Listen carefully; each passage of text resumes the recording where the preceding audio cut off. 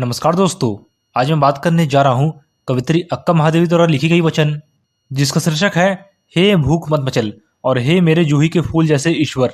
तो दोस्तों, सबसे पहले हम लोग पहले वचन हे भूख मत मचल के बारे में पढ़ेंगे। पहले वचन में कवित्री ने शिव जी की भक्ति को जीवन बंधन से मुक्ति के माध्यम के रूप में प्रस्तुत किया है। तो चलिए दोस्तों, शुरू करते हैं।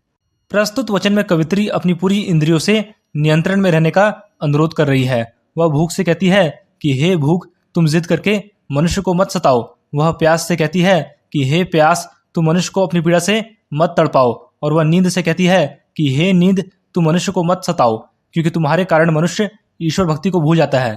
फिर कवित्री आगे कहती है कि हे क्रोध, तुम उथल पुथल मत मचाओ, क्योंकि तुम्हारे कारण मनुष्य का विवेक नष्ट हो जाता है। हे मोह, तुम अपने बंधन ढीले कर दो, क्योंकि तुम्हारे बंधन में बंधा व्यक्ति हमेशा सांसारिकता में उलझा रहता है। हे लोभ, तुम मनुष्य को भौतिक सुख सुविधाओं की तरफ मत लग जाओ, क्योंकि तुम्हारे वश में होकर मनुष्य हमेशा अपनी बुराई को निमंत्रण देता है। हे मद, तुम अपने नशे में मनुष्य को मदहोश मत करो, क्योंकि तुम मनुष्य को पतन की तरफ ले जाते हो। हे ईर्ष्या, तुम मनुष्य को मत जलाओ, क्योंकि ईर्ष्या की जलन से जला हुआ व्यक्ति सही गलत का विचार ठीक से नहीं कर पाता।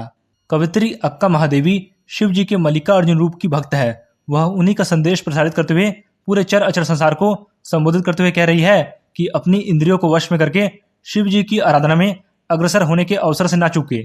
प्रस्तुत वचन में कवित्री ईश्वर को पुकारते हुए कहती है कि हे मेरे जूही के फूल के समान ईश्वर, कुछ ऐसा करो कि मैं अपना अहंकार त्याग दूं।